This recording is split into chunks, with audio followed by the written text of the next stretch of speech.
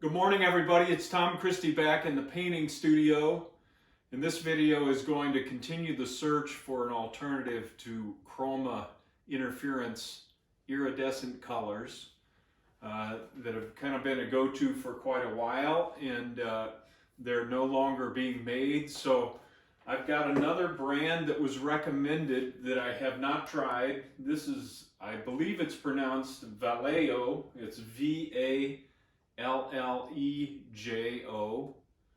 And I had a recommendation that this paint is very durable, which is another aspect, particularly if you're doing hunting decoys that are going to take a lot of abuse in the field. Durability is key. So these colors are the colors that they had that are kind of in this same range. We've looked at Chroma as the baseline. We've looked at Createx, and we've looked at Josania Premium Pearlescent, which was not so successful last time. So I want to continue this. I won't continue to search. I think we've got enough options, but I did want to try Vallejo. It looks to me like these are lighter in value than some of the Chroma iridescent colors, so we may have to do some mixing, but I want to see how they perform with the airbrush. You know, we had that very unusual problem with the Josania, particularly the greens had that gold mica or whatever component is in there for reflectivity, and didn't work out well in Josania. You can check that video out if you want. There were some colors that look like they have good promise, but the greens in particular were not very impressive for what I do anyway. So I've got these colors. This is their metallic green. They call it metallic. And these are premium airbrush colors. So these are formulated for the airbrush, which I like. So we've got metallic green, we've got metallic violet, we've got metallic blue, and then I went ahead and invested in a couple of additional colors. There's a metallic yellow that I'm thinking might lend itself towards this yellow green. It may take a mixture, but we'll take a look at that. And then I got a dark green. This is a non-metallic color, but I thought it might be good to darken this metallic green that they have as a standard, and we can do some mixing on that. And it does look like I'll have to do some mixing to darken these colors as well. But let's put them on paper as they come out of the bottle like we've done in the past. Take a close look at the colors next to each other here, and then we'll bring out the old Drake Mallard again. This was the Createx version, which I think looks pretty good.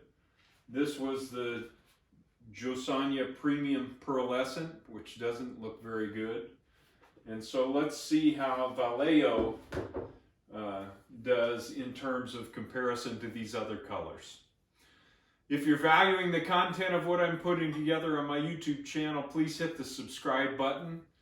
I know I say that a lot, but it's worth repeating. It doesn't cost anything, but it does help me out as I continue to build this channel with resources for wildfowl and decoy carvers. Okay, let's bring the camera in and take a look at these colors from Vallejo.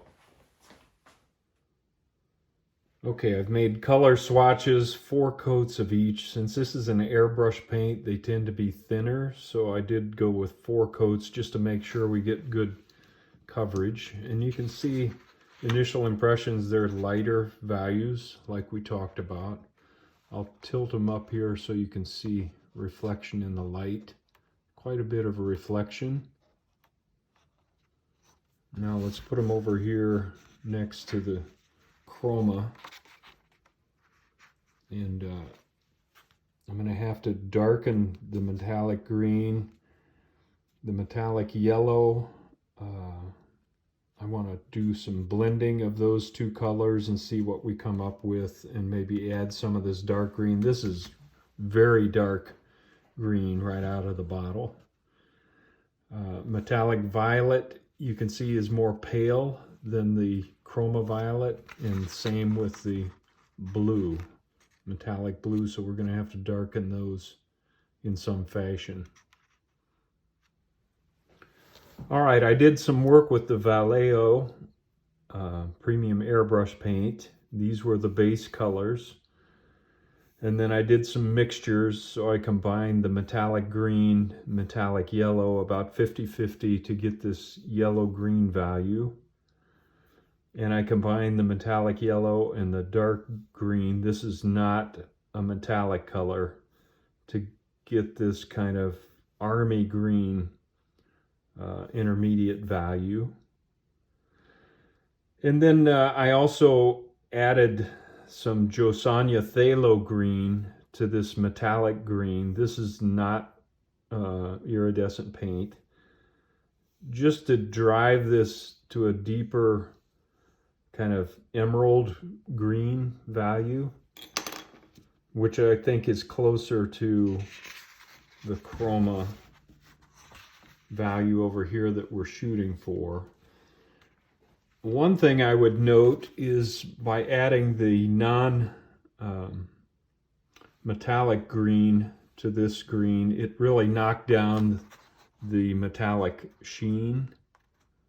So it's still there, and I don't know if you can see that in the video, but there's a little bit. That may not be a bad thing, but it's far less than the Chroma that we're shooting for. So it just feels like the conclusion I'm drawing is the Vallejo Premium Airbrush Metallic paints are just not as brilliant as the Chroma. They're kind of pale to begin with, and it would take quite a bit of mixing to get some values that I think would be in the ballpark. I think the Createx seems to be richer, more brilliant, and more similar to the Chroma than the Vallejo, at least in my trials. And I'm going to bring in a duck head. I went hunting yesterday and shot a Drake Mallard, and if that offends you, you can stop watching right now, but I think it's important to take a look at the real thing, and hopefully this will show up in the light. But I think there's no comparison to comparing directly what we're shooting for. And you can see this is a real emerald green value. I'm going to call it emerald green, and then gets a little lighter, this yellow green highlight on the cheek. And I'm just going to rock that back and forth so you can see the iridescence. And there's a little bit of that blue on the back here. I'll flip that around. This is in my painting lighting, which is a combination of LED and some other lamps. And you may want to investigate those further. I'm not trying to be the end all here. I'm just doing this work kind of for myself, but I thought I would share it as I go through it, so that you can hopefully benefit from that as well. All right, we're this far along on the Vallejo paint, so I did mix up a little of the green metallic with the Josanya Phthalo green, and I just want to go ahead with the airbrush and see how that sprays and what it looks like. So I put the base on this mallard again of black and phthalo green combination.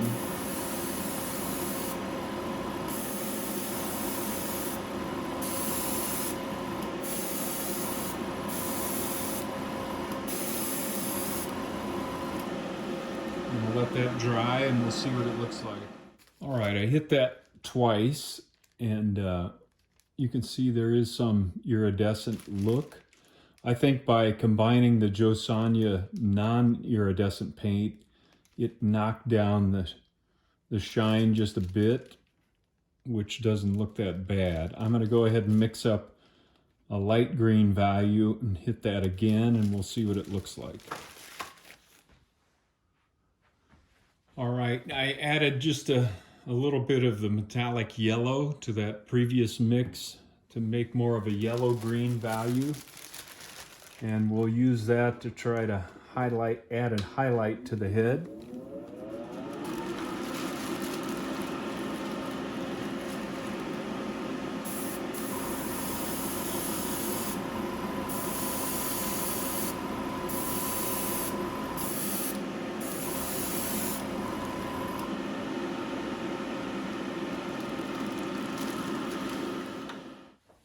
Just as a final step, I've taken a little of the Vallejo Metallic blue, and I'm going to just put a slight highlight along the back edge of the head.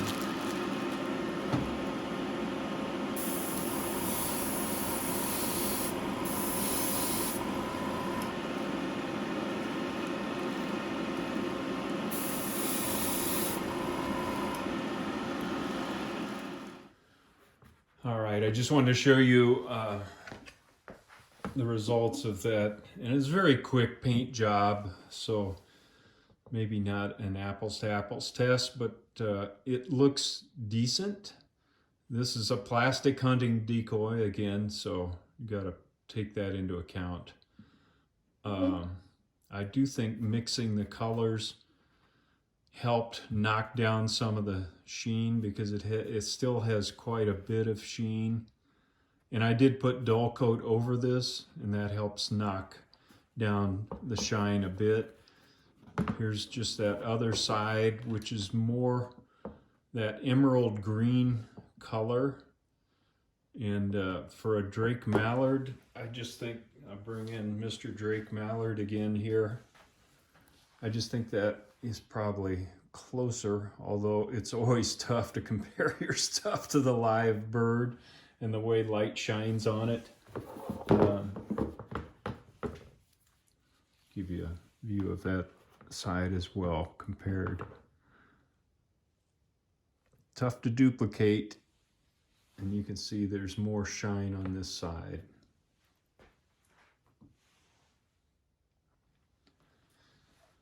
Just another note, the Vallejo airbrush paint did airbrush well, and so there was no separation of iridescence or weird phenomena going on.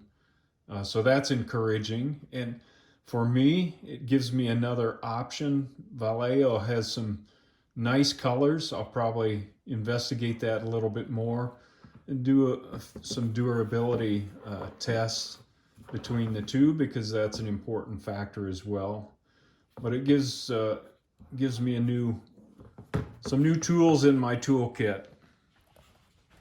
Here's another quick look. I turned off my LED lights, and this is just kind of warm, normal incandescent light.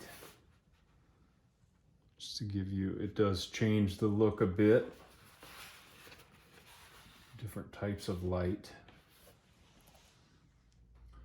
All right, well, that concludes the series on some alternatives to Chroma Interference colors that are iridescent, that are no longer available. And this type of work takes time, but I think I've done enough for my own purposes to know how I want to move forward. And who knows, maybe Josanya or Chroma or the companies involved will get busy and reformulate those so that we can have those original colors available. But if not, hopefully I've given you enough ammunition here that with some blending and some color adjustments, you can get close to those Chroma Interference colors. Until next time, Tom Christie signing out. Good carving to you. Have fun out there.